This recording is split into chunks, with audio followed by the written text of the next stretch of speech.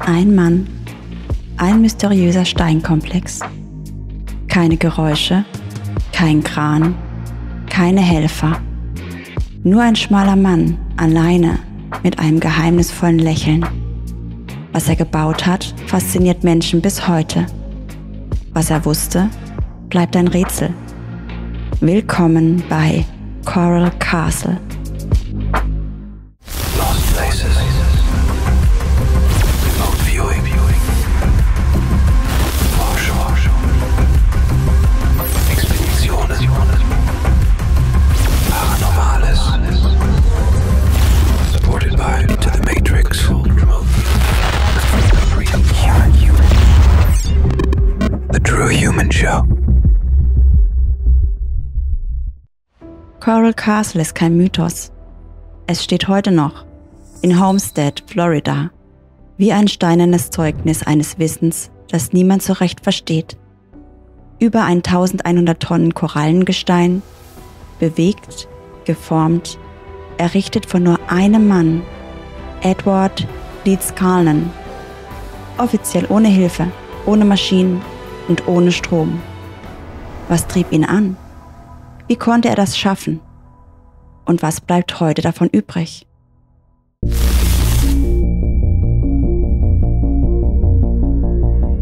Die Geschichte beginnt mit einer Enttäuschung.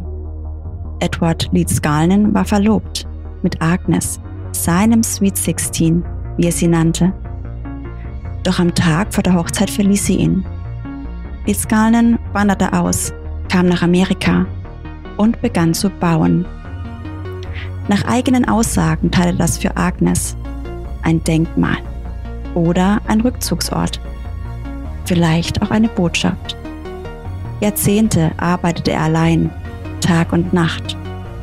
Und als er fertig war, hinterließ er nicht nur ein monumentales Bauwerk, sondern auch eine der größten Fragen der Architekturgeschichte. Viele der Steine wiegen mehrere Tonnen und doch sind sie millimetergenau ausgerichtet. Einige davon lassen sich mit einem Finger bewegen, obwohl sie so groß sind wie ein Auto. Die berühmteste Konstruktion ist das drehbare Tor. 8 Tonnen schwer, perfekt ausbalanciert, einst so leichtgängig, dass Kinder es mit einem Stoß in Bewegung setzen konnten. Wie konnte ein einzelner Mann das erreichen?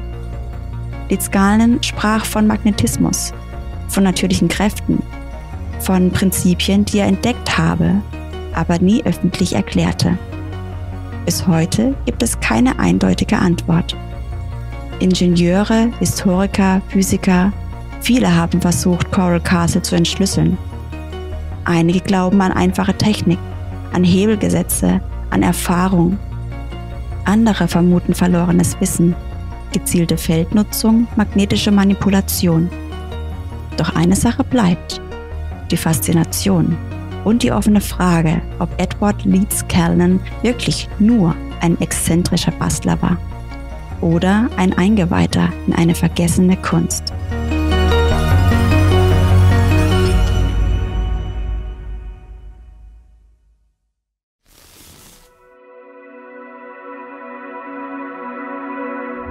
Was ist also das Geheimnis hinter Coral Castle? Wie konnte ein einzelner Mann ohne moderne Technik tonnenschwere Steine in exakter Ausrichtung platzieren, ohne dass jemand je sah wie? Um dieser Frage nachzugehen, haben wir 3 erfahrene Remote Viewer unabhängig voneinander auf ein einziges Ziel angesetzt: den Bau von Coral Castle. Was sie wahrgenommen haben, war verblüffend. Nicht, weil sie das Gleiche beschrieben haben, sondern weil sich ihre Eindrücke ergänzen und ein Gesamtbild ergeben, das neue Perspektiven eröffnet.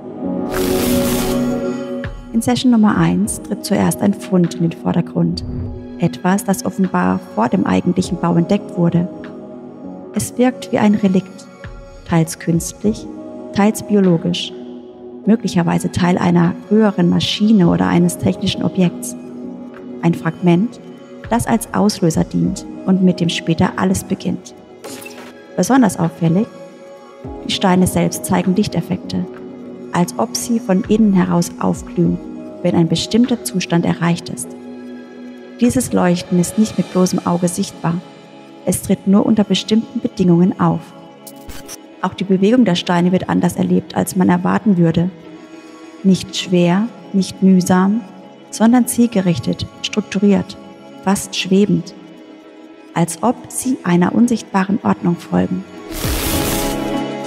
In Session 2 steht die Bewegung im Fokus, aber sie wird anders beschrieben. Die massiven Steine gleiten wie auf Luft oder Wasser. Die Bewegungen sind kurz, wechselnd geführt, aber ohne spürbare Kraftanstrengung. Es geht nicht um Maschinen, nicht um Muskelkraft, sondern um ein Prinzip, das mit wenig Energie auskommt und mit hoher Genauigkeit arbeitet. In Session Nummer 3 beschreibt der Viewer zu Beginn ein Objekt, das sich nach unten bewegt. Diese Bewegung wird geführt, kontrolliert. Sie folgt einem klar definierten Ablauf. Es handelt sich offenbar um einen der Steine, die beim Bau von Coral Castle verwendet wurden. Die Bewegung ist sanft, kurz, wechselt teilweise die Richtung, aber bleibt dabei stets ruhig und leicht. Bemerkenswert: Die Bewegung erfordert nur sehr wenig Energie. Sie scheint nicht durch konventionelle Kraftanwendung zu entstehen, sondern geschieht beinahe schwebend. Parallel taucht die Wahrnehmung von weiteren Wesen auf. Sie wirken auf den Viewer nicht menschlich, eher klein, flink, eigenartig, fast koboldartig. Der Viewer nimmt sie nicht als aggressiv oder fremd wahr, sondern als Teil eines geordneten Prozesses. Sie scheinen dafür zuständig zu sein, etwas zu koordinieren, zusammenzuführen und zu vollenden, möglicherweise direkt im Zusammenhang mit dem Bau. Zur Einordnung: Die Wahrnehmung der koboldähnlichen Wesen taucht ausschließlich in dieser Session auf. In den anderen Sessions fehlen solche Beschreibungen vollständig. Ob es sich dabei um symbolische Archetypen, reale energetische Wesenheiten oder etwas anderes handelt, bleibt offen. In jedem Fall ist ihre Rolle in dieser Wahrnehmung nicht zentral aggressiv, sondern strukturell unterstützend. Der Erschaffer, also die menschliche Figur, wird dabei beobachtet, wie er sich zwischen den Strukturen hin und her bewegt und Steine trägt oder positioniert. Doch die eigentliche Kontrolle über den Prozess scheint nicht bei ihm zu liegen. Vielmehr entsteht der Eindruck, es gibt eine Art komplexes Zusammenspiel zwischen ihm, den Steinen und diesen Wesen, wie ein größerer Ablauf, zu dem er Zugang hat, den er nutzen darf, dem aber nicht gehört.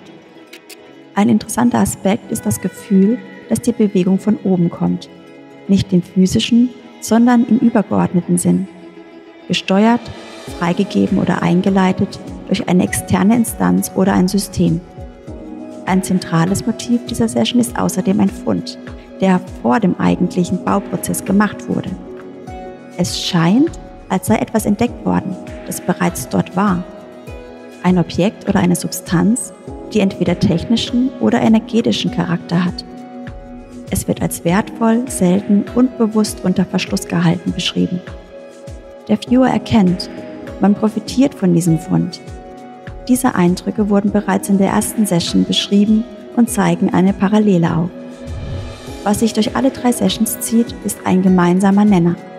Der Bauprozess folgte einer Ordnung. Nicht willkürlich, nicht improvisiert, sondern geführt, gezielt, mit minimalem Energieeinsatz. Und allem voran, er wurde durch etwas ermöglicht, das zunächst entdeckt wurde. Etwas, das verborgen lag und möglicherweise der Schlüssel zu allem war. Coral Castle ist mehr als nur ein Bauwerk. Es ist ein Ort, der zeigt, dass wir längst nicht alles verstanden haben. Über Schwerkraft, Energie, Bewusstsein. Was Lidskalnen wusste, nahm er mit ins Grab. Doch vielleicht offenbart sich ein Teil davon, wenn man bereit ist, auf anderen Wegen hinzusehen. Eines ist sicher: Die Wahrheit ist dort draußen und wir sind fest entschlossen, sie zu finden. Wenn dir unser Video gefallen hat, freuen wir uns sehr über deine Unterstützung, denn unsere Arbeit ist spendenbasiert. Gib uns auch gerne deinen Daumen hoch, abonniere unseren Kanal und freue dich auf eine weitere spannende Folge der True Human Show. Women wake up. The free human. The True Human Show. Goodbye to the Matrix.